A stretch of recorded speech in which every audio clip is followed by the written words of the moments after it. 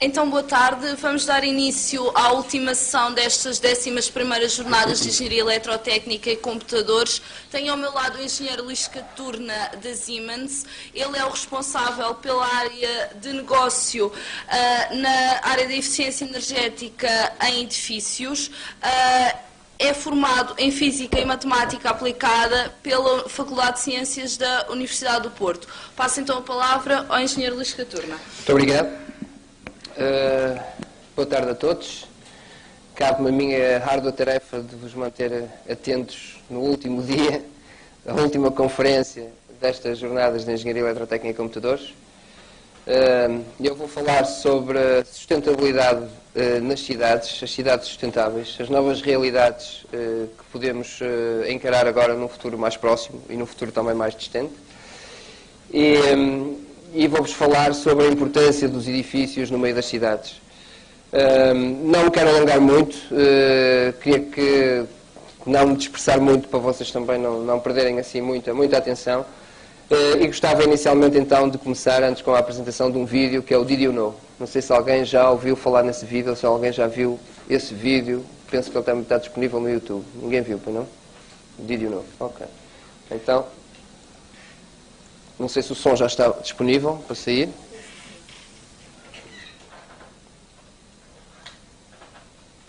Alto.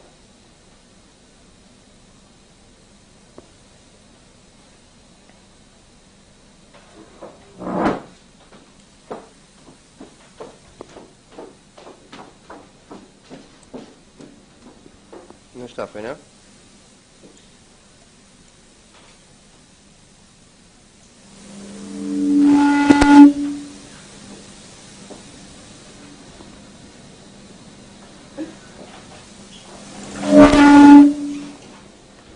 Pode ser uma questão de configuração.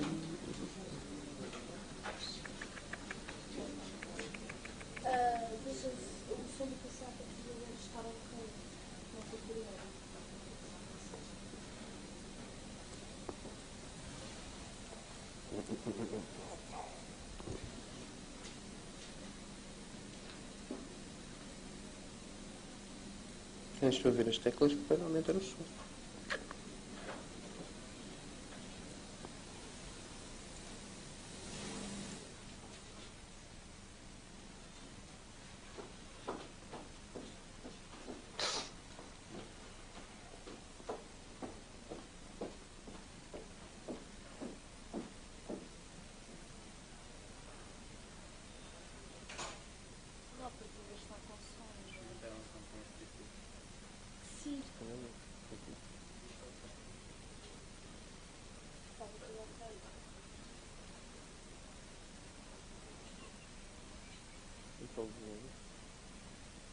Está ali, sem som.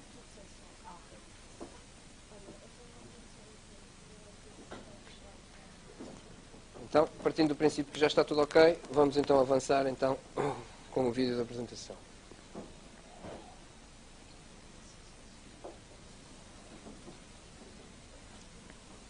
Finalmente está tudo ok.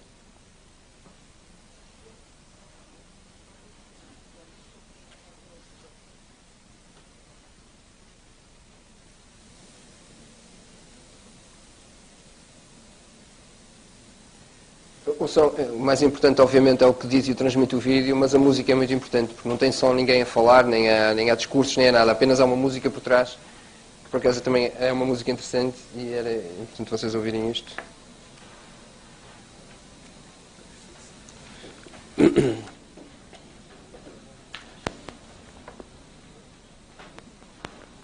Ok, se houver esse problema, avançamos mesmo sem som, o que é uma pena, mas...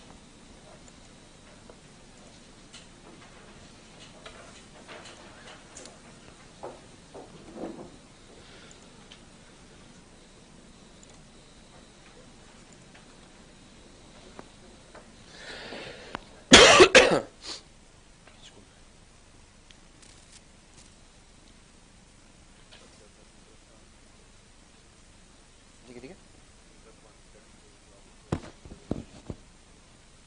Este microfone? Este microfone?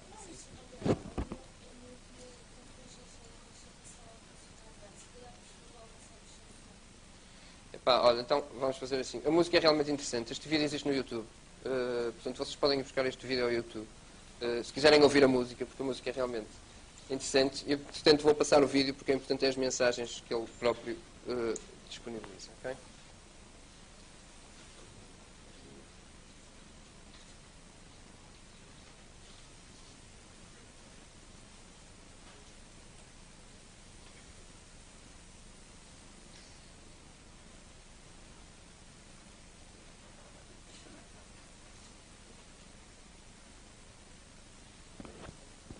É que eles são aqui? Mas isto não está sem nada. Isso ficou mudo.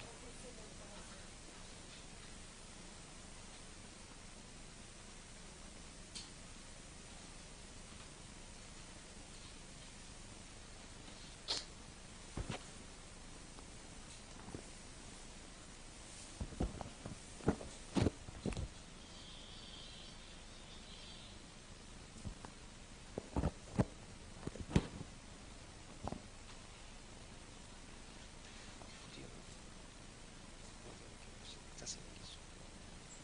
Está sem aqui som.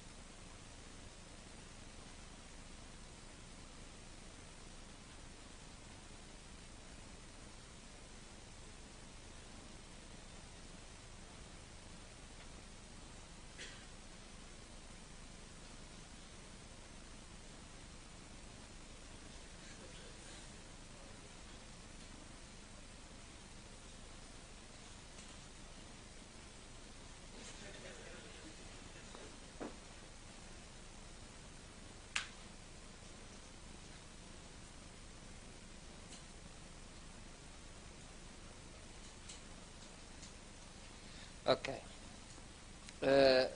De facto, foi uma pena não ter o som. O som, de facto, é interessante, volto a frisar isso. Podem ir ver isto com som.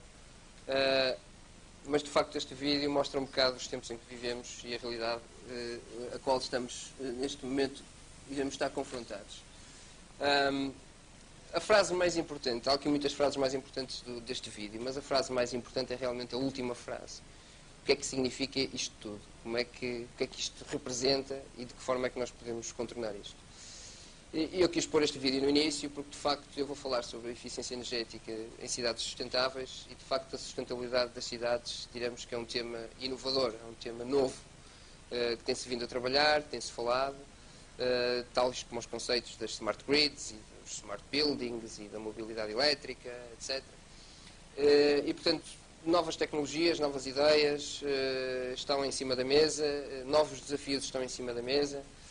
E hoje em dia, de facto, nós temos mesmo que questionar e desenvolver novos modelos, diria eu, quer na área da engenharia, na qual estamos aqui presentes, quer na área da sociologia, quer na área da energia, quer na área das cidades, porque, de facto, as coisas já não vão ser mais do que eram há uns anos atrás, pelo menos no meu tempo, no tempo em que eu andei na faculdade.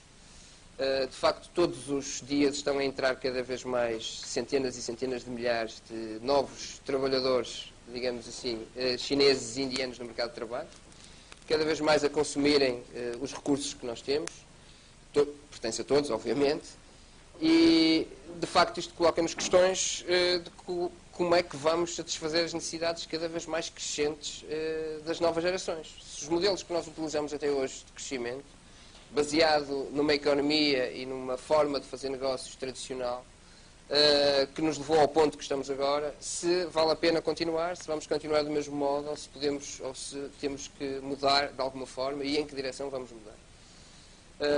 De facto, as grandes tendências neste momento prendem-se com as questões da urbanização, das alterações climáticas e do crescimento demográfico.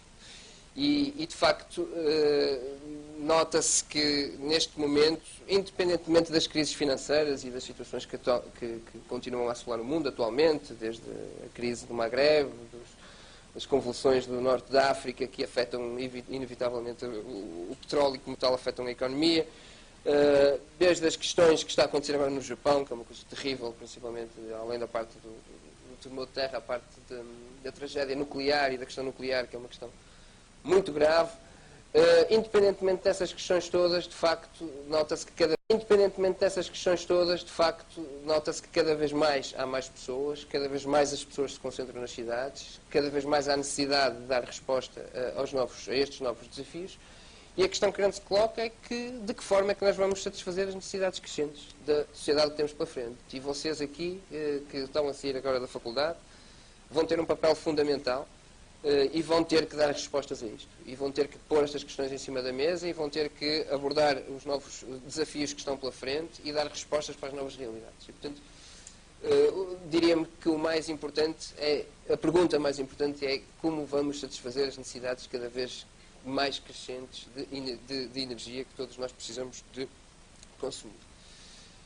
Aconselho-vos a ler, não sei se vocês já sabem, foi publicado no dia 21 de fevereiro deste ano um estudo muito bem feito pelas Nações Unidas, que é o Programa Ambiental das Nações Unidas, que é o United Nations Environmental Program, sobre a transição da economia, tal qual como está hoje, para uma economia mais sustentável.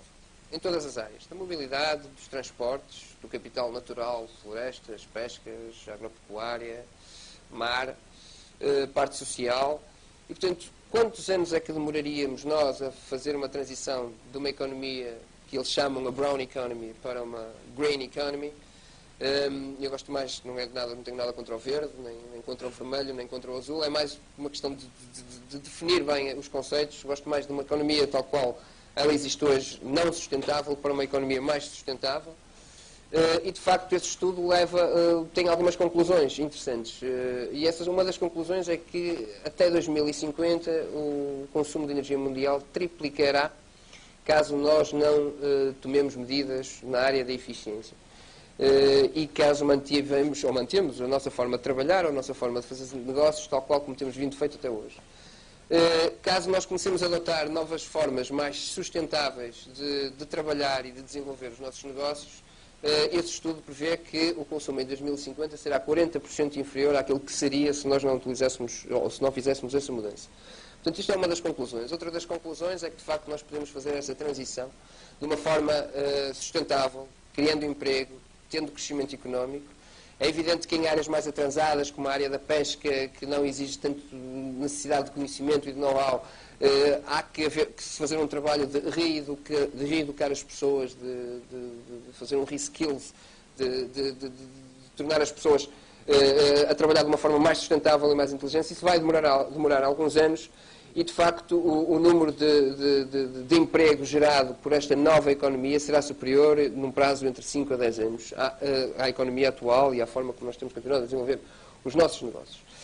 E é importante também que vocês tenham uma noção, embora tenham saído da faculdade, realmente como é que o mundo vai estar daqui a uns tempos e como é que está agora. E eu não resisti a colocar aqui estes dois gráficos. Um deles é o crescimento do PIB, que foi em 2009, 10 e o previsto para 2011 nas principais zonas e regiões do globo, e também a dívida pública dessas principais zonas. O que vemos é, de facto o mundo a crescer a duas velocidades. E os países ditos sustentáveis ou desenvolvidos são os que estão a crescer menos e são os que estão mais endividados neste momento.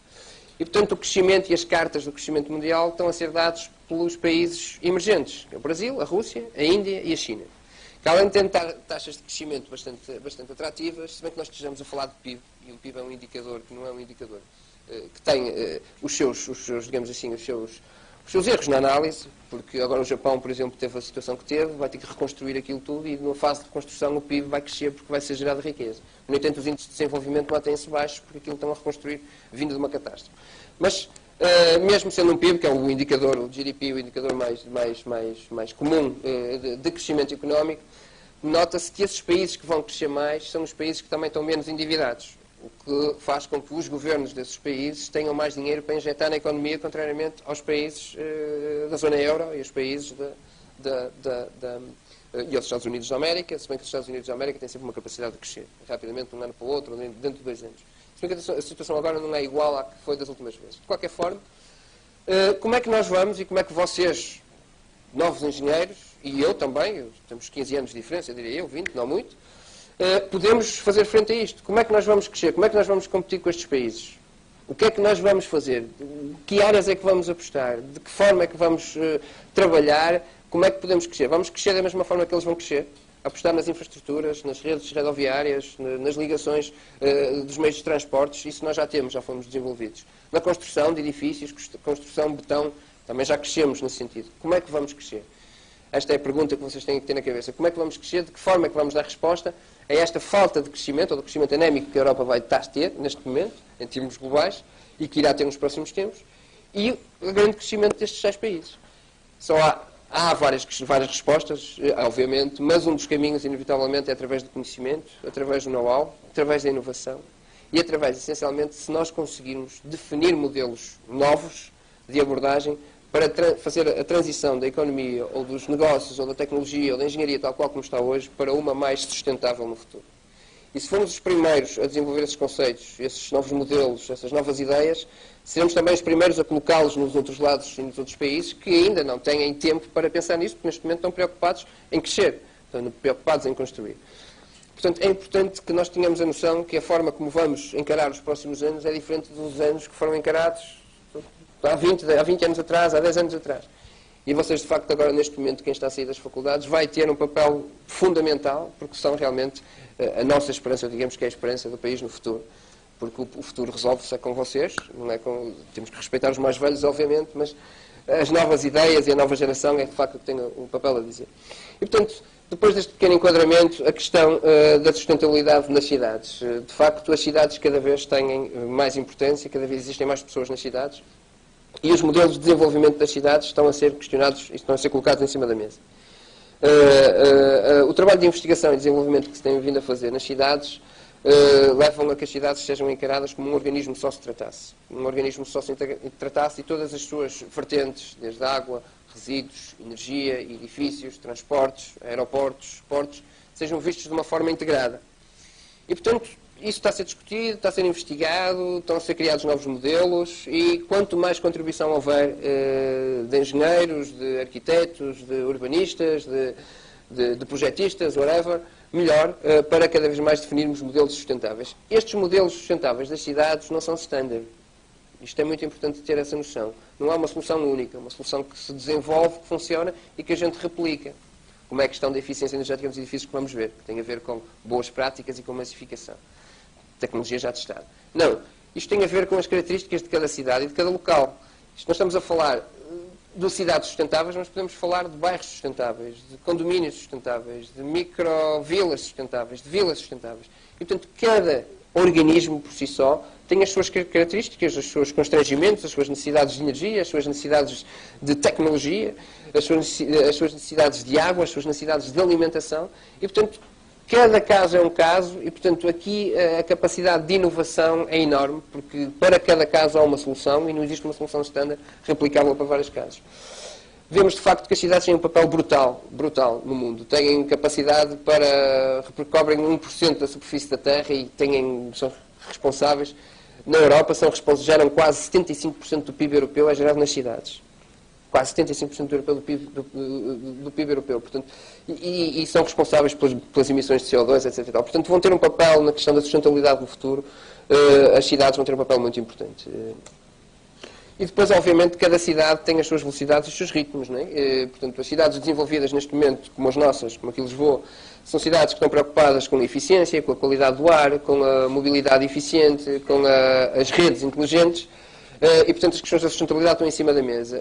As grandes cidades e as megacidades, ou as cidades que estão agora a crescer muito, estão preocupadas em criar infraestruturas e dotar as cidades de infraestruturas. E, portanto, têm o problema da poluição, do constrangimento. Estava ali a ver uma coisa que não estava ali. Do constrangimento e, portanto, têm outro tipo de necessidades. E as cidades de futuro, como é que elas serão? Podem ter uma certeza. A cidade de futuro será uma cidade que irá estar limitada em termos de utilização dos seus próprios recursos. Não vai ser uma cidade concebida como se os recursos fossem ilimitados, sejam eles energia elétrica, térmica, água, whatever, o que for. E, portanto, será uma cidade que será limitada nesses sentidos.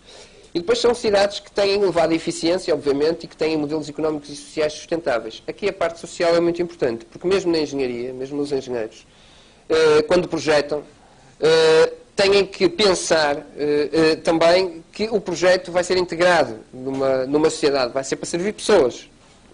E, portanto, é importante que a parte social tenha aqui um aspecto muito importante, quer no desenvolvimento do modelo, quer na utilização das tecnologias e nas ferramentas de engenharia.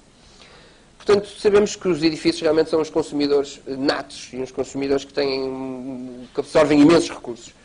E, portanto, caso nós não façamos mudanças efetivas a nível do conceito e do uso e da forma como projetamos os edifícios, de facto, vamos triplicar o consumo, vamos ter problemas que têm a ver com o desperdício de água, aumento da poluição, etc, etc, etc, etc. Este conceito deste slide é muito importante porque mostra que, de facto, embora os edifícios representem 40% do consumo de energia mundial, o custo de concepção e construção do edifício representa 20% do custo total do edifício ao longo do seu ciclo de vida. Até hoje nós temos equacionado a construção dos edifícios realmente pelo custo de investimento inicial. Portanto, um edifício, ou o standing heir, ou o promotor, ou o dono de obra, ou quem for investir, investe da forma mais rentável no sentido de maximizar o lucro e de maximizar a rentabilidade do edifício. Mas é importante equacionar o edifício em função do ciclo de vida, porque de facto se 80% dos custos do edifício ao longo do seu ciclo de vida e 50% destes 80%, direi eu, ou 40% destes 80% têm a ver com a energia, as questões energéticas e as questões ambientais de sustentabilidade têm que ser colocadas a nível do projeto. E se bem que a fase de concepção e construção de um edifício é muito importante para dotá-lo das tecnologias e dos equipamentos necessários, ou da orientação, porque isto começa tudo na arquitetura, de elevadas características de eficiência energética, é na fase de utilização que a gente vê se as medidas que foram projetadas no início vão ser ou não validadas. E, portanto, é na fase da condução e da utilização que nós temos que dotar os sistemas com sistemas inteligentes, com sistemas com ITs a funcionar, com as tecnologias de informação a funcionar, com sistemas de alerta a funcionar, com sistemas de medição e verificação, com sistemas de análise e diagnóstico e capacidade de pôr o edifício a trabalhar para as nossas necessidades, com o conforto que a gente necessita, mas ao nível ótimo, a nível da utilização dos custos energéticos e dos custos operacionais. Portanto, é importante pensar em função do ciclo de vida e não apenas na fase de concepção e construção. E, portanto, é necessário pensar nos custos iniciais, nos custos operacionais, nos custos de manutenção e nos outros custos sociais e ambientais que os edifícios terão no sítio onde forem inseridos. Muito bem.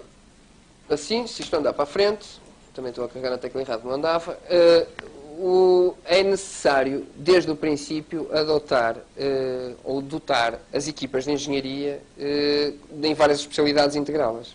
A engenharia mecânica, a engenharia eletrotécnica, as especialidades de rede de águas e esgotos, dos meios de elevação, das infraestruturas, da arquitetura. E, portanto, é necessário, desde o início, começar a criar um time, criar uma equipa com vários especialistas, que ambos se vão debruçar sobre o edifício que vão construir. E, portanto, inicialmente é necessário fazer aquilo que nós chamamos o Green Consulting. O aconselhamento das melhores escolhas a nível de arquitetura e a nível de engenharia. Depois, obviamente, implementar estas soluções. Eu antes devia fazer aqui uma pequena introdução que eu não fiz acerca da nossa área de atuação. Eu represento a Siemens na área da Building Technologies. Nós fornecemos tecnologias para edifícios. E a nossa core business, a nossa atividade principal, é fornecer sistemas de gestão técnica centralizada. Penso que a maior parte de vocês já ouviu falar. Um sistema de gestão técnica centralizada de um edifício ou de um conjunto de edifícios é o cérebro que gera o edifício. Portanto, gera o ar-condicionado, gera a iluminação, os meios de elevação, os sistemas de segurança, os sistemas de IT. E, portanto, tudo o que tem a ver com as instalações técnicas e especiais de um edifício é passível de ser gerido por um sistema de gestão. O sistema de gestão tem vários níveis. E o nível... Tem o nível de campo, onde estão os equipamentos, os sensores, os atuadores, as válvulas, os sensores de temperatura, de pressão, de umidade, etc. Tem o nível de automação e controle, que é onde estão os controladores, onde recebem esses sinais e onde os algoritmos de programação que são lá introduzidos gerem, aquecem e arrefecem, ligam, desligam. E a nível de superior há um nível de gestão. E este nível de gestão, que já é um nível já de IT, é o nível onde nós temos web, onde temos gestão e temos tratamento de dados. Porque o mais importante do que gerir um edifício é saber os indicadores que nos dão estes sistemas de gestão para nós tomarmos as decisões certas de uma forma mais rentável e mais eficiente. E, portanto, como é isso que fazemos? Inicialmente, após a fase do Green Consulting, há a fase das soluções e da implementação das próprias soluções. Implementar as soluções até há uns anos atrás era, do ponto de vista da engenharia, pura e simplesmente para as coisas a funcionar. Através do controle PID, controle proporcional, integral e derivativo, a gente faz o controle das válvulas de frio e das válvulas de quente no edifício, com determinados parâmetros de controle proporcional, um determinado tempo de integração, um tempo de derivativo, se necessário ou não, se a gente quiser controlar a velocidade, mas pouco se usava. Portanto, uma bandazita morta e, portanto, aquilo aquece e arrefece sempre que a gente tenha necessidade de fazer.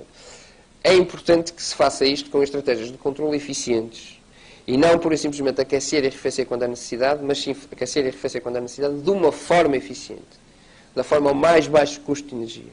E, portanto, a nível de engenharia, torna-se mais exigente a programação dos sistemas de controlo hoje em dia do que se tornava há uns tempos atrás. E, portanto, desde se inicialmente as coisas já vierem preparadas a nível do projeto e a nível da gestão do projeto, e agora estou a falar de gestão do projeto a nível de sistemas de controlo, forem bem preparadas de início, então, de facto, nós, a nível de quem vai programar, já programa em função dessas mesmas necessidades. Senão, o que se faz era programar por e simplesmente os edifícios, a gente liga, desliga, gera mais ou menos temperatura e então vamos gerindo o consumo em função de uma forma, diria, funcional, não de uma forma eficiente. Portanto, depois dos sistemas estarem obviamente implementados, é importante monitorizá-los. O monitoring é fundamental. O monitoring é fundamental. Quanto mais fiável for a monitorização, o metering concept, o que é que estamos a medir, quais são as variáveis, onde é que vamos medir e como é que as vamos receber e como é que as vamos tratar, quanto mais o fizermos isso de uma forma fiável, mais informação temos no edifício. Quanto mais informação tivermos no edifício, mais conhecimento temos e mais capacidade temos para tomar decisão ou para implementar medidas de melhoria. E, portanto, a Siemens desenvolveu um centro, desde já vos convido, quem quiser ir visitar, esse centro está aberto, que é o centro é o Advantage Operations Center da Siemens, que é um centro remoto de operações, que eu diria que é mais bonito do que aquela fotografia que temos ali, aquilo já está um bocadinho antigo, mas que é um centro onde nós monitorizamos e nos conectamos a todas as instalações que tiramos sistemas destas para podermos controlar e monitorizar as instalações à distância. E para podermos complementar as funções que os gestores dos edifícios têm na condução desses edifícios. Portanto, aqui o técnico, o Instituto Superior Técnico, tem de certeza um gestor do edifício, alguém que é responsável pelo ar-condicionado, que é responsável pela iluminação, mas esse edifício, digamos assim, esse técnico, normalmente que é diretor de manutenção, tem que passar a ser um gestor do próprio edifício. E esse gestor precisa ter ferramentas e ferramentas, que lhe permitam tomar as melhores decisões e gerir o edifício de uma forma mais eficiente. E, portanto, é necessário esses sistemas de monitorização. É evidente que depois dos sistemas implementados e estarem monitorizados, estão em funcionamento, e depois chega um tempo em que o ciclo de vida dos equipamentos e dos sistemas dos produtos chegam ao fim, e é preciso renovar os sistemas. É preciso renovar os equipamentos, a tecnologia evolui, portanto, a indústria informática quase que o ciclo de vida anda à volta dos 3 a 5 anos, portanto, vejam só. A nível dos equipamentos de controle, o ciclo de vida anda à volta dos 10, 12 anos, portanto, em cada 10, 12 anos vêm novos autómatos, novos controladores, e o equipamento de campo poderá andar à volta dos 15, 18, 20 anos, os atuadores, as válvulas, os sensores, etc. E, portanto, quando chega esse tempo é necessário mudar. E, portanto, as pessoas perguntam, agora mais uma despesa, mais um investimento. Mas vamos mudar como? Vamos fazer o one by one, o replace one by one, vamos tirar um e meter outro, vamos fazer o upload da programação que lá está, meter um novo controlador e descarregar exatamente o que lá está. Não, vamos fazer isso, mas de uma forma mais eficiente. Com os dados que nós temos do edifício e do comportamento que ele tem, vamos utilizar as estratégias de controle possíveis que faça com que a gente consiga, além de migrar o sistema, torná-lo mais eficiente com novas estratégias de controle, com novos equipamentos, novas variáveis, ou incluindo também novos projetos de melhoria, devidamente calculados. E isso a gente chama as Green Migrations. E depois, no final, a parte mais interessante de todas, que é a parte dos contratos de performance energética, que não sei se a parte de vocês já ouviu falar, que são contratos onde a Siemens, neste caso, garante o resultado de poupança de energia. Portanto. E quando diz garante, garante mesmo. Ou seja, garante, chega ao pé de um edifício ou de um conjunto de edifícios e diz, muito bem, nós garantimos, após os estudos que fizemos, que este edifício é capaz de consumir menos 20% em relação àquilo que consome agora. E garantimos esse resultado. O que é que significa? Significa que se não conseguimos atingir os 20%, a diferença tem que ser paga por nós. Portanto, quando se diz garantir, é garantir mesmo o resultado. E este tipo de contratos são contratos que vão agora vigorar dentro do mercado português. Foi lançado o programa do Governo, que é o programa EcoAP. Vocês são de Engenharia Eletrotécnica de Computadores, provavelmente não estão muito dentro disto. Mas é um programa que vem regular o consumo energético, digamos assim, dos edifícios da administração pública e vai criar as empresas prestadoras de serviços de energia, que são as empresas, que são as ESCO. Que as ESCO chamam-se Energy Service Companies na Europa, mas cá em Portugal vai se chamar ESE, que é Empresas de Serviços Energéticos. Portanto, que utilizam o modelo ESCO.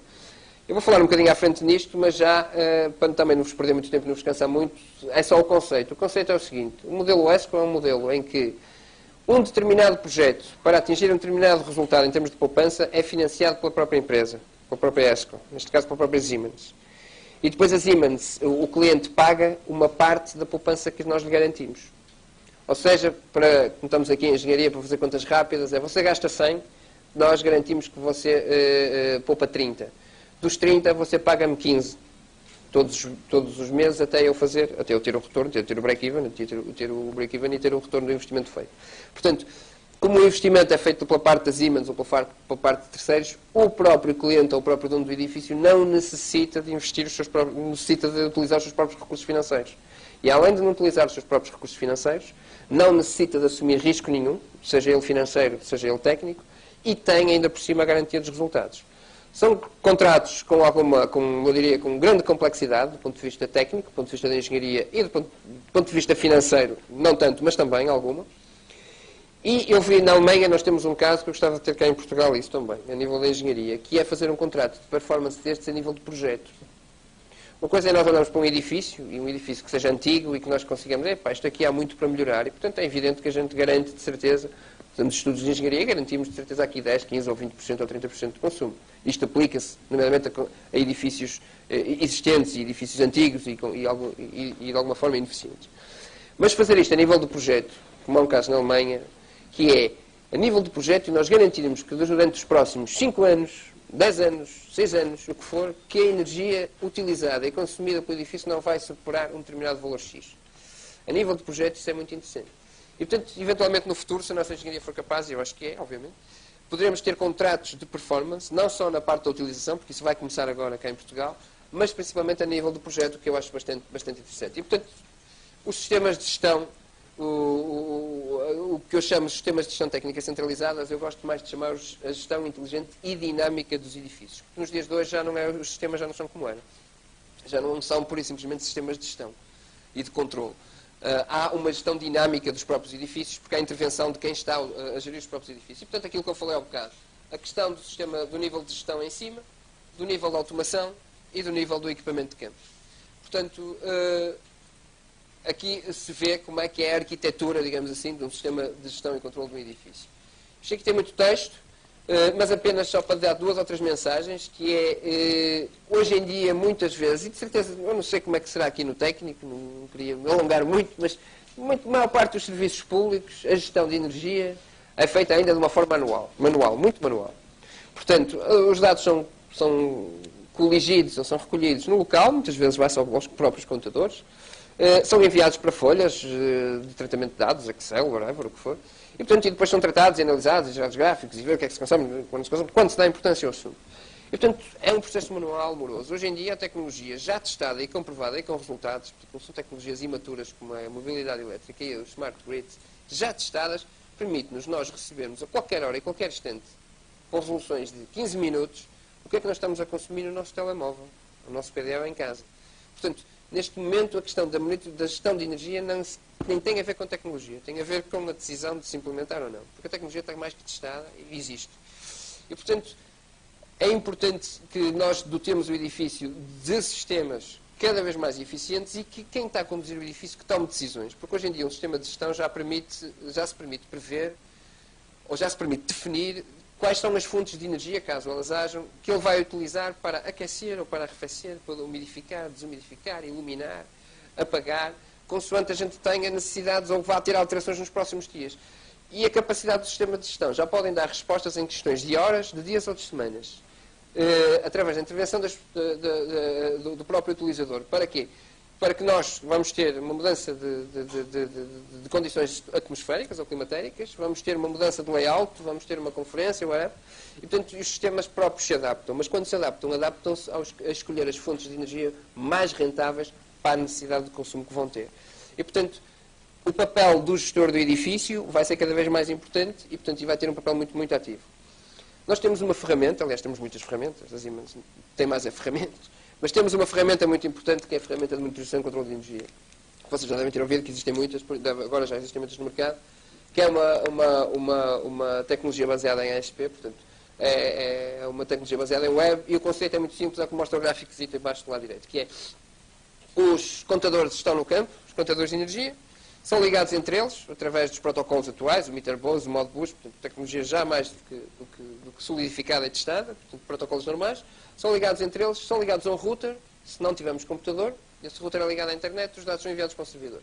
Ou então é ligado ao computador de gestão, que é o computador que é a management station que tem que haver em qualquer, que existe nos edifícios, como aqui temos aqui uma, por acaso é da Siemens, da Torre Norte e também na Torre Sul.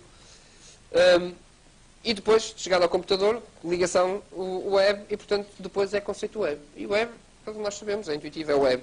Portanto, web quer dizer que nós, para aceder URL, username, password, e temos acesso a uma aplicação que nos permite saber o que é que estamos a consumir, aonde é que estamos a consumir, comparar o que estamos a consumir com outros edifícios, de qualquer hora, de qualquer lugar e a qualquer momento. E, portanto, este conceito é um conceito descentralizado, vai ao encontro das novas TIs, como vocês sabem, que tentar tirar peso das aplicações dos computadores, alojá-las em servidores, e portanto a gente que sempre que necessitar tem os dados logo no nosso PDA, no nosso computador, no nosso e-mail.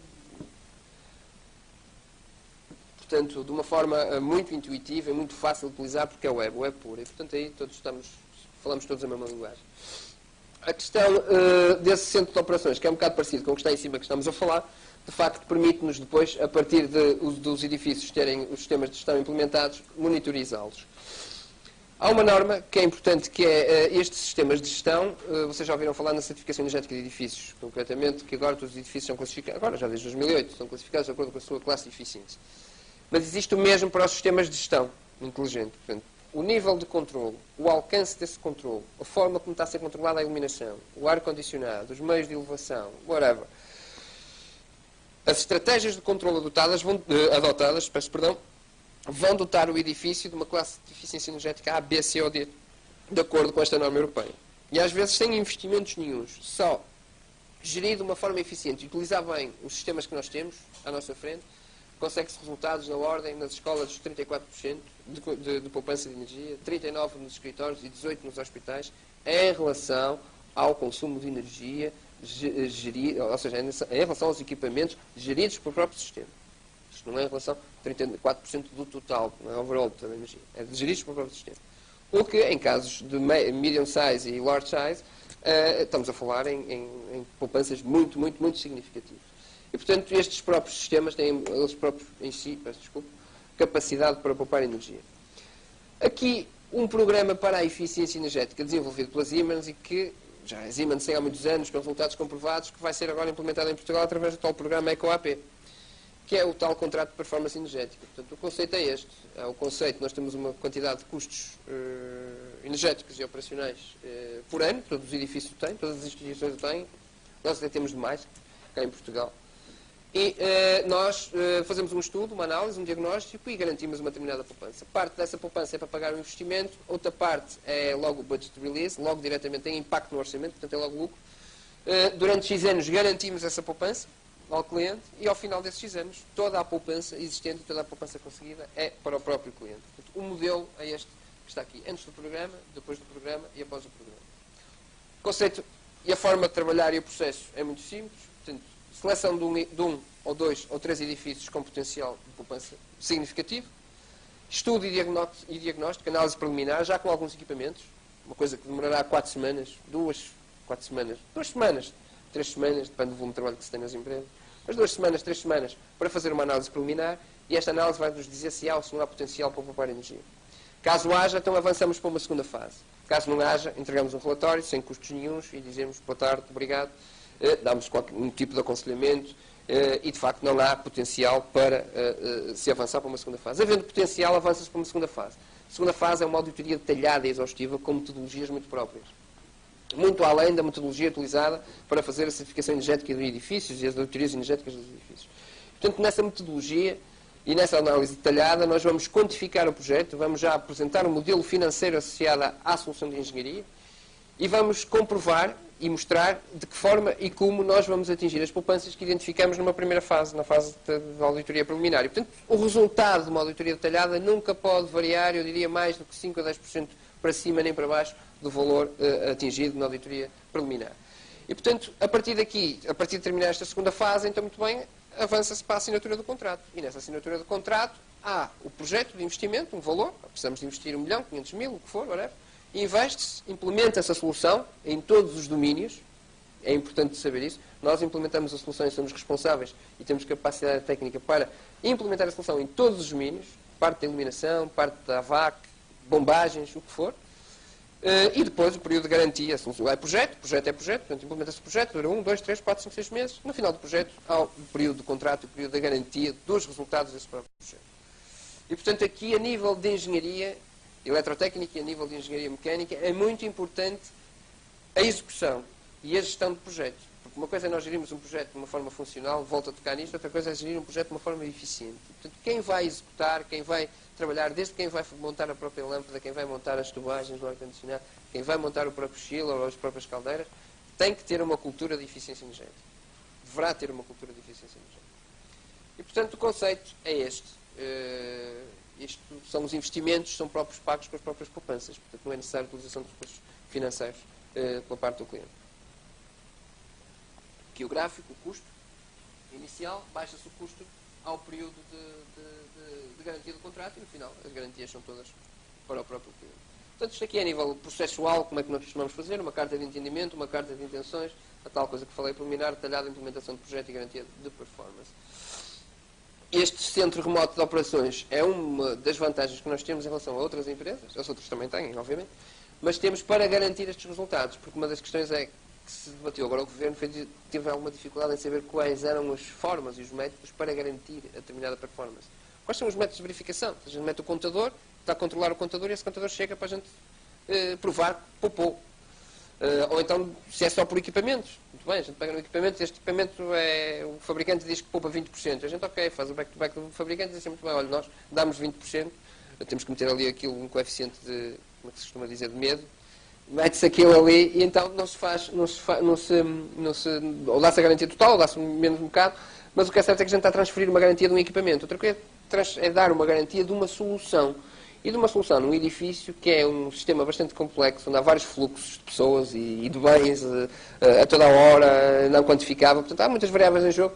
É difícil e, portanto, é muito importante os sistemas de monitorização fiáveis e é muito importante que, a este nível, a engenharia seja bastante rigorosa, bastante precisa e que tenha capacidade para monitorizar realmente o que é que está a acontecer.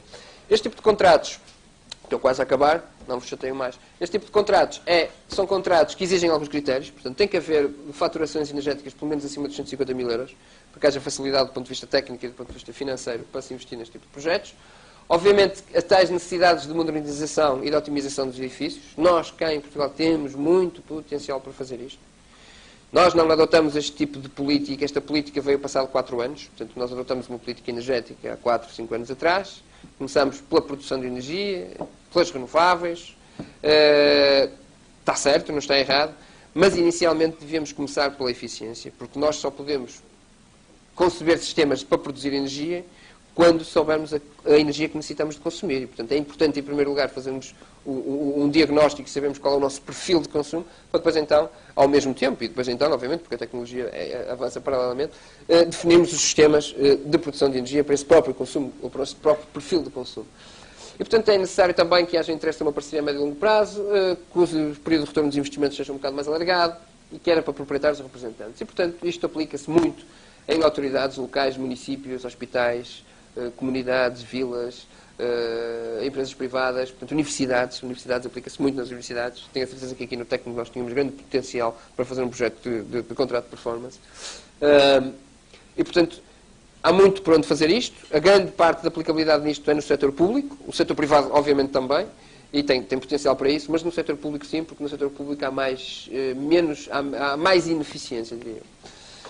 E, portanto, o futuro, a nível dos buildings, vai passar pelos smart buildings. Agora há os smart cars, smart grids e há os smart buildings. Os smart buildings, tanto como as smart grids, são conceitos abstratos. É dotarmos de inteligência o próprio edifício. O smart building é uma parte muito importante da smart grid. Vocês já ouviram falar das smart grids, elas foi falado nestas jornadas. E, portanto, isto não é nada mais, nada menos do que dotar de inteligência o edifício, ou a rede, utilizando as atuais tecnologias de informação e de comunicação que temos, e os edifícios passam não só a serem puros observadores, digamos assim, da realidade energética, consumindo aquilo que necessitam, mas passam a ser atores nessa própria realidade. E, portanto, passam a ter a capacidade também para produzir energia, capacidade para entregar energia à rede, capacidade para entregar essa energia a terminais que sejam necessários de utilizar, nomeadamente para o carregamento do carro elétrico, e, portanto, passam a ter uma função muito mais inteligente. Neste momento, tanto como está-se a trabalhar nas Smart Grids, como vocês sabem, o projeto InnoGrid em Évora, nós, as Siemens, também estamos lá presentes.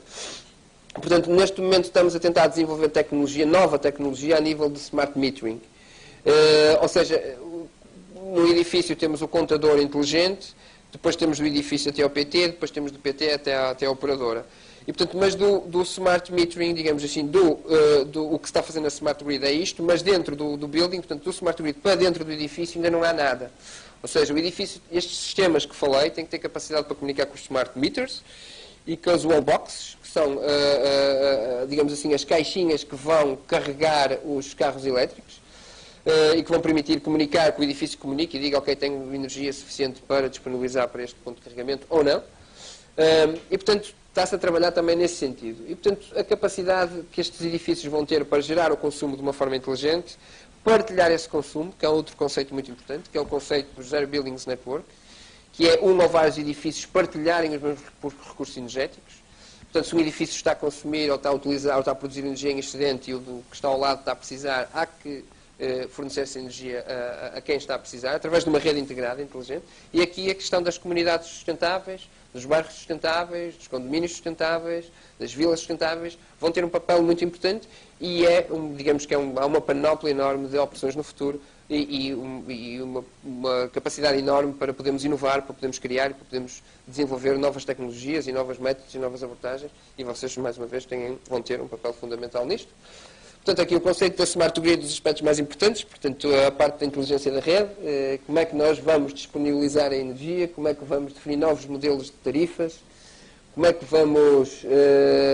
como é que a mobilidade elétrica vai integrar nisto, não é? Nós não podemos chegar a casa com o nosso carrinho elétrico às 8 da noite e vamos todos a carregar o carro elétrico, porque às 8 da noite é quando se atinge o pico do consumo de energia elétrica. Portanto, como é que nós vamos resolver isto? Já se está a estudar isto, está-se a trabalhar nisto, está-se a desenvolver esta nova tecnologia, mas não é uma tecnologia ainda matura, não é uma realidade, nem vai ser uma realidade nos próximos anos, vai ser uma realidade do futuro. A mobilidade elétrica vai ser uma realidade, já o é e vai ser. Não vai ser a solução, vai ser parte da solução. Uma solução muito positiva. É a elétrica que a gente optou muito bem, decidiu-se, vai-se para a frente. Funciona lindamente. Eu hoje é que vou ter que sair, vou direto para casa, porque se eu fosse voltar-se às Siemens, eu trazia o carro elétrico e mostrava-vos. Que eu, normalmente nestas coisas, quando venho, costumo trazer o carro elétrico da Siemens, o Nissan Leaf, K9, cá em Portugal. Não sei se vocês já ouviram falar no Nissan Leaf. Portanto, aquilo eu conduzi no outro dia pela primeira vez e fiquei completamente passado. Aquilo é espetacular. Aquilo é mesmo espetacular.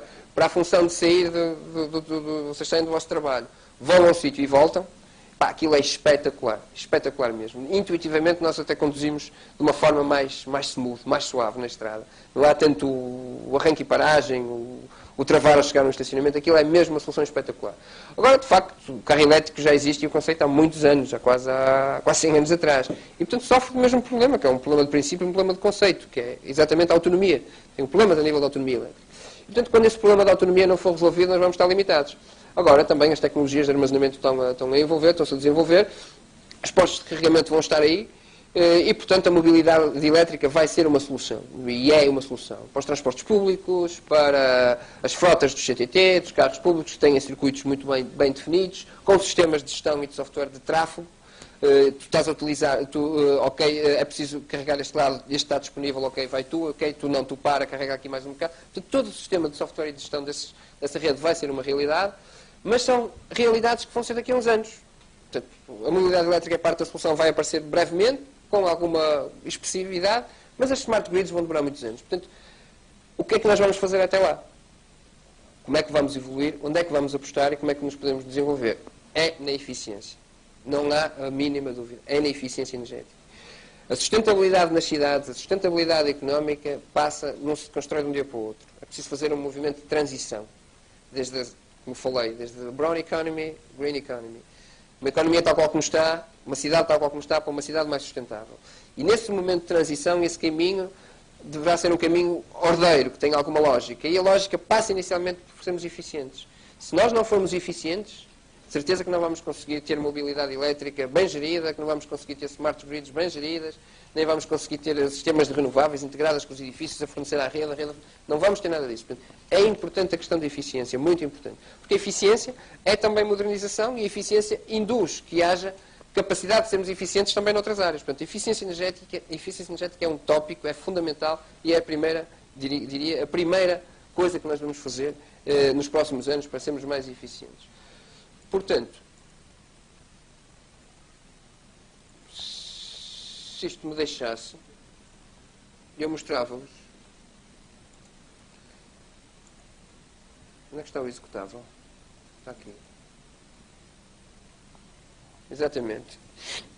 Isto é uma imagem virtual de um edifício inteligente que podemos imaginar ou conceber nos próximos anos, diria.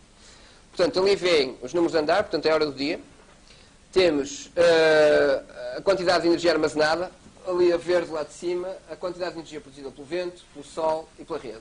Portanto, agora estamos a entrar nas 3 da tarde. Isto é feito pelos meus colegas noruegueses, dinamarqueses, finlandeses, portanto, que são os colegas com que eu trabalho, portanto, eles têm a realidade de sol diferente da nossa. Portanto, nós às 3 horas, no verão até às 8 da noite temos sol quase aqui em Portugal. Portanto, eles não. Portanto, aqui consegue-se ver o tempo, portanto, andar 6 horas daqui, as pessoas neste momento já estão a deixar o edifício, portanto, o edifício vai entrar em modo de funcionamento, portanto, aqui vêem, neste lado, o sistema de produção de água quente através de um sistema de bombagem que entra em funcionamento à noite, portanto, quando a tarifa for mais baixa, armazena e acumula num tanque, num acumulador em cima e é distribuído para o edifício ao longo do dia. Aqui o sistema de gestão e de controle do edifício, aqui o sistema de ar-condicionado, o sistema da produção de energia solar fotovoltaica, aqui o distribuidor, portanto, ou vai para a rede ou vem da rede, o sistema de carregamento dos carros elétricos, e, portanto, nós podemos, a partir daqui, ver como é que será uma imagem virtual e uma dinamização de como é que será o edifício. Portanto, às 4 horas da noite, às 4 horas da manhã, peço desculpa, ainda não está ninguém no edifício. Os meus colegas, como disse, dinamarqueses, noruegueses e suecos e alemães começam a trabalhar extremamente cedo, portanto, às 6 horas já se começa a acender algumas luzes no edifício. Portanto, 7 horas as pessoas começam a vir, começa-se a trabalhar, começa a haver alguma produção de solar, o vento continua-se a produzir, o edifício já está a devolver o tanque, aliás, já está a devolver ao edifício, portanto, a animação virtual é deste. Depois nós podemos brincar com isto, posso-vos depois fornecer isto, se vocês quiserem. Portanto, a questão das renováveis, que é uma questão também de princípio e de conceito. As renováveis são uma fonte de energia intermitente. E, portanto, de um momento para o outro pode-nos acontecer isto. Não é? Como vocês veem, parece que não era isto que eu queria mostrar, era isto. Isto era o oposto, portanto, é quando está muito vento, que é quando há sol. E, portanto, aqui neste caso, quando é sol, o edifício tem que consumir da rede, porque não tem capacidade para produzir energia suficiente. Aqui, quando há muito sol e quando há muito vento, portanto, estamos a produzir muita energia elétrica, podemos dar à rede. Portanto, a situação normal. Aqui também as tarifas, quando a tarifa é muito alta, portanto, ele está a fornecer a energia térmica ao edifício. Quando é muito baixa, portanto, está o sistema de bombagem a aquecer o tanque de acumulação. E o normal. E, portanto, isto apenas é digamos assim, um smart building concebido por nós e que dá a ideia, mais ou menos, dos conceitos que foram falados aqui sobre como é que será um edifício inteligente. Portanto, e estou quase mesmo no fim. Deixa eu terminar isto. Minha apresentação fugiu. Está aqui. F5 vai voltar ao princípio. Está aqui. Ok, portanto o conceito de integrar um edifício na Smart Grid passa exatamente por otimizarmos os períodos de produção de energia e neste momento as soluções inteligentes de gestão já nos permitem fazer isto. Portanto, e agora para terminar e para finalizar, há alguns conceitos importantes que eu queria deixar. Portanto, relativamente à eficiência energética, que é realmente um ponto muito importante, eu volto a focar isso, é mesmo muito importante nos próximos anos, porque nós até temos todas as tecnologias maturas, a eficiência energética já está matura. A questão da eficiência tem a ver só com 2 fatores. Aplicação de boas práticas e massificação. Se nós temos capacidade de massificação, porque uma coisa é a gente fazer eficiência energética numa lâmpada, ou só no circuito de iluminação, ou no sistema de iluminação de um edifício. Outra coisa é fazermos no edifício ou em todo. E que é uma coisa fazer em 2 edifícios, outra coisa é fazer em vários edifícios. Se nós queremos atingir a meta dos 20-20-20, e um dos 20 é a redução dos consumos energéticos, nós temos que ter massificação e capacidade de massificação. Portanto, um dos conceitos da eficiência energética é a massificação e outro é a aplicação de boas práticas, porque já as tecnologias estão testadas, existem, portanto é só implementá-las. Não é como Smart Grids e ECAR, também as baterias não estão a ser testadas, mas principalmente as Smart Grids, que ainda são tecnologias que estão agora a começar a ser desenvolvidas. Estas existem, podem ser aplicadas, é uma questão de decisão e temos resultados já comprovados e testados. Portanto, o desenvolvimento económico e o desenvolvimento sustentável, de facto, têm a ver, como uma primeira fase, com a eficiência energética. E, portanto, este jovem que está aqui no quadro, quando diz que as alterações climáticas afetam a nossa existência e transforma este conceito do ponto de vista filosófico, não é que não é interessante, e é de facto muito interessante também, mas toda a gente adormece. Agora, quando diz que isto afeta a nossa economia e os nossos recursos, toda a gente começa a ficar preocupado e a acordar, porque de facto isto é uma verdade evidente. É universalmente aceito nos fóruns especializados de que a eficiência energética é a forma mais rentável, de uma perspectiva económica, para se tomar decisões neste momento. Nem recursos financeiros são quase necessários através dos modelos de contrato de performance. Portanto, os resultados estão provados, estão testados, existem. Temos imensos casos. Os Estados Unidos dominam isto. A Alemanha domina isto. A Áustria domina isto. A Suécia, então, domina isto. E fazem contratos de performance na Suécia, porque uma coisa é fazer eficiência energética na Siemens. Na China, outra coisa é fazer na Suécia. Porque na China, qualquer engenheiro chega lá, eu consigo atingir 20%, 40%, claro, as coisas são extremamente ineficientes. Outra coisa é fazer eficiência energética na Suécia, onde as coisas já são eficientes. E, portanto, aí ter capacidade para ir mais longe. Portanto, eles fazem isto, e, portanto, nós temos que fazer também, porque eles não são melhores que nós. Quanto mais são iguais, mas melhores não são. Nós cá em Portugal. E, portanto, a eficiência energética não só justifica aquilo que eu vos falei, pela capacidade de reduzir os custos, mas também se justifica pela capacidade indutora que tem na organização. Ou seja, nós conseguimos induzir, se nós estamos com um programa de eficiência, inevitavelmente essa eficiência transmite-se à parte processual, à parte administrativa, à parte da logística, todas as partes da empresa. E, portanto, como eu falei, as investigações e desenvolvimento que estão a ser feitas nesta área, que serão e que irão dominar o futuro, as tais cidades pensadas numa lógica integrada, os tais projetos pilotos das smart grids, dos smart buildings, as novas comunidades sustentáveis. Eu acredito que daqui a uns anos, se calhar já não iremos estar aqui todos que estamos aqui, porque acho que dificilmente todos estaremos aqui daqui a 150 anos, a não ser que seja alguém que tenha uns genes fantásticos. Daqui a 150 anos, de certeza que as microcomunidades, as pequenas aldeias, as pequenas vilas sustentáveis vão ter uma grande expressividade. A questão da nanotecnologia, está-se a trabalhar imenso na Alemanha, na Turquia, inclusivamente, em universidades turcas, eu não sabia disso. Está-se a trabalhar na nanotecnologia, testar novos materiais mais resistentes, mais condutores, menos abrasivos, que vão dominar e que vão já ter capacidade nos próximos anos. Isto aqui já não estamos a falar em 10, nem 15, 20 anos, estamos a falar entre 5 a 10 anos, já vão começar a ser utilizadas as novas construções. Portanto, a nanotecnologia vai ter um papel fundamental nisto.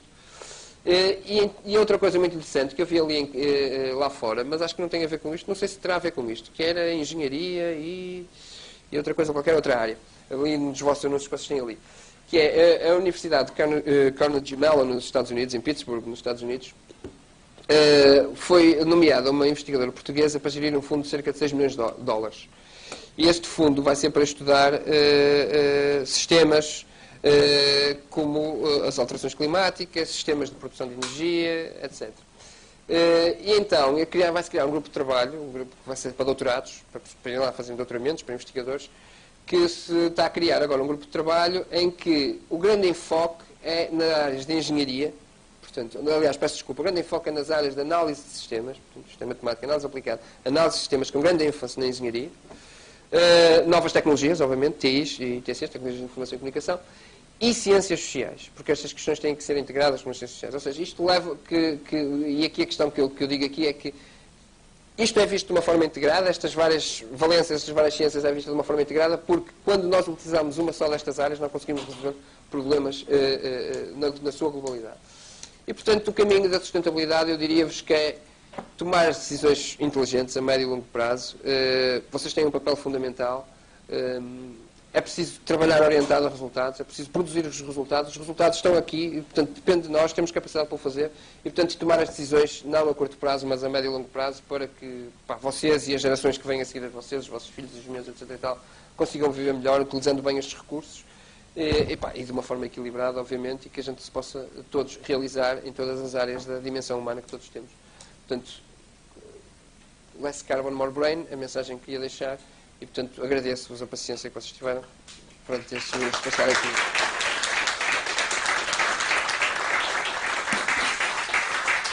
Se quiserem fazer perguntas agora. Se tiverem alguma pergunta, alguém queira fazer alguma pergunta.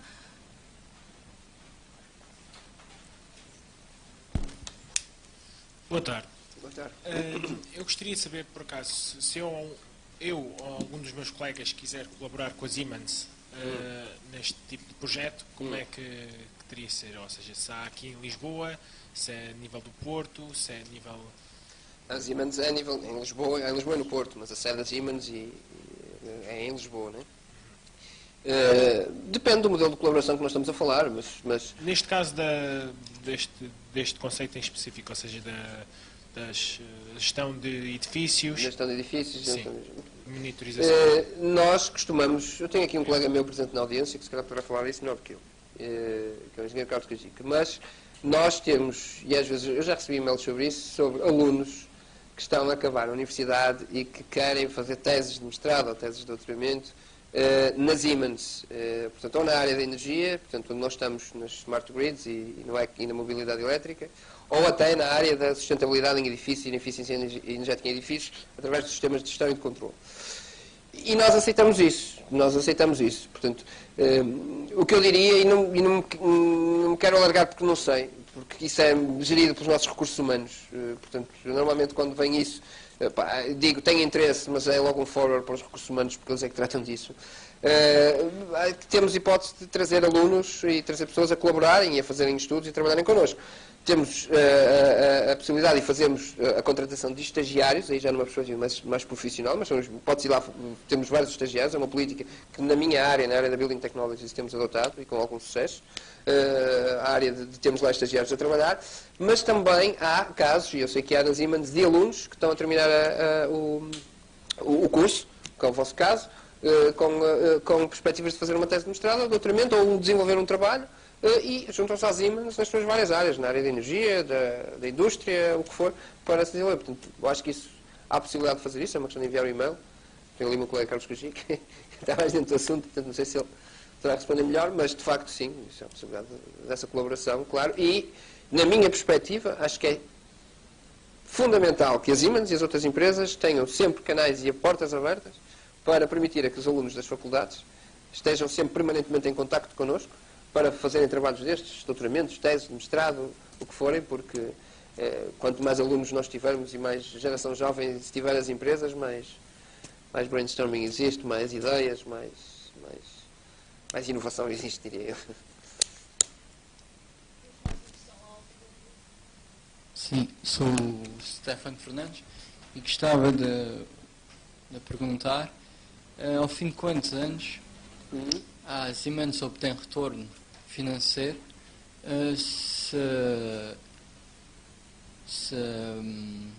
queria dizer, para o prédio que apresentou, mas é um prédio empresarial, mas em Portugal, ou seja, não localizado na Suécia. Por exemplo, esse prédio que foi apresentado na aplicação, sim, só que instalado em Portugal. Ok, obrigado. Sim. Nós, o prédio que eu apresentei é uma imagem virtual, digamos assim, de um prédio do futuro. Ainda não existe um business case para este caso, não é? Estes prédios são um prédio do futuro, é um edifício, digamos assim, edifício do futuro. Mas eu diria que aos edifícios existentes, e cá em Portugal, dependendo do projeto que nós estamos a falar de um contrato de performance, de uma renovação total do edifício, se estamos a remodelar o edifício só do ponto de vista técnico, ou então se vamos também à parte da envolvente do próprio edifício, não é? Eu diria que os períodos de retorno destes investimentos podem ir desde 2 a 3 anos, como podem ir até 5 ou 6 ou 7 anos, depende da intervenção que nós temos. Nós temos capacidade para intervir os edifícios a determinados níveis, em que temos períodos de retorno de 1, 2, 3 anos. Portanto, medidas de rápido retorno são medidas de otimização, por exemplo, no edifício. Agora, quando temos que intervir num edifício, colocar novos sistemas de climatização, de produção de energia, térmica, fundamentalmente, quando temos que meter novas unidades e novas máquinas, os períodos de retorno em projetos na área da eficiência energética poderão andar à volta dos 3 anos para cima. E estes contratos de performance que eu exemplifiquei aqui hoje, são contratos que têm um modelo de financiamento associado, é exatamente para dar resposta a projetos cujo período de retorno de investimento é superior a 3, 4 anos. Porque vocês sabem, qualquer investidor ou qualquer empresa, para investir em projetos cujo período de retorno sejam 5 anos, ou 6 anos, ou 7 anos, não está para aí virada. O período de retorno, para mais nos dias de hoje, ou a gente investe e o período de retorno é inferior a 2, 3 anos no máximo, ou então se for superior a 2, 3 anos, há dificuldade em se realizar estes projetos. Portanto, eu diria, projetos desta natureza e os contratos médios desta natureza, dos Energy Performance Contracts, podem ir de 3 anos, 4, como podem ir a 10, 12, 15 anos. E, portanto, estamos a falar em projetos desta natureza. Agora, é preciso ter essa questão do período de retorno de investimento e a questão da fazibilidade económica e da rentabilidade do próprio investimento e da própria solução de engenharia tem que estar sempre em cima da mesa. Nós podemos teorizar, querer fazer coisas muito bonitas, querer meter painéis fotovoltaicos, querer meter uma mini eólicazita que vai buscar uma geotermia, podemos fazer o que quiser. Mas temos que ter sempre em mente que um projeto tem que ter uma solução de engenharia, mas tem que ter uma solução financeira associada. Tem que ter sentido do ponto de vista financeiro. Porque muitos dos relatórios, muitos dos casos que eu já vi aí de engenheiros, alguns cá em Portugal, a propor medidas de melhoramento para edifícios, com a utilização de novas energias, ou de energias renováveis, com períodos de retorno à volta dos 10, 12, 14, 15 anos. Portanto, isso é impossível. Ninguém hoje investe. Ninguém investe há mais de 3 anos. Eu tenho empresas privadas, bancos privados, que chegam lá e eles dizem, epá, muito bem, acho isso muito interessante, mas qualquer medida que vocês possam implementar, têm abertura para isso. Se for investimento da nossa parte, o período de retorno tem que ser inferior a 2 anos. E, portanto, quer dizer, projetos desta natureza têm necessariamente que ser mais de 2, 3 anos e, portanto, os contratos também são 2 ou 3 anos. Estes contratos também levam a que, como há uma garantia, porque nós temos, como fazemos a capacidade de análise e diagnóstico, temos capacidade, ou assumimos a responsabilidade de implementar o projeto na sua totalidade. Temos capacidade técnica para o fazer. Garantimos o resultado e assumimos o risco. Garantimos o resultado e assumimos o risco. Portanto, do ponto de vista, por exemplo, para um hospital público, para um edifício público, os hospitais públicos à partida vão estar cá há uma série de anos, não é? Portanto, o risco de projetos destes poderá ser para uma empresa privada que a gente tenha um projeto há 5 anos, 6 anos e ela, ao final de 2 já foi à falência, ou 3 anos está cá, mas para os edifícios públicos, para os hospitais, para as piscinas públicas, para os edifícios municipais, para as universidades, para as faculdades, para as escolas, quer dizer, isto tudo faz tudo sentido porque vão estar cá durante uns anos, vão nos servir durante uns anos. E, portanto, estes modelos fazem sentido para dar resposta exatamente à questão dos períodos de retorno de investimento. Mais alguma questão? Então, como não há mais questões, eu pedia para agradecermos novamente ao engenheiro Luís Caturra. Obrigado. Eu te agradeço. Estamos assim a terminar as 11ª Jornadas de Engenharia Eletrotécnica e Computadores. Sublinho mais uma vez o agradecimento que deixámos na sessão de abertura, em especial aos nossos convidados e aos voluntários que tanto se esforçaram para colaborar com a organização. Deixo a todos o convite que para o ano façam as 12ª Jornadas de Engenharia Eletrotécnica de Computadores uma realidade. Obrigada.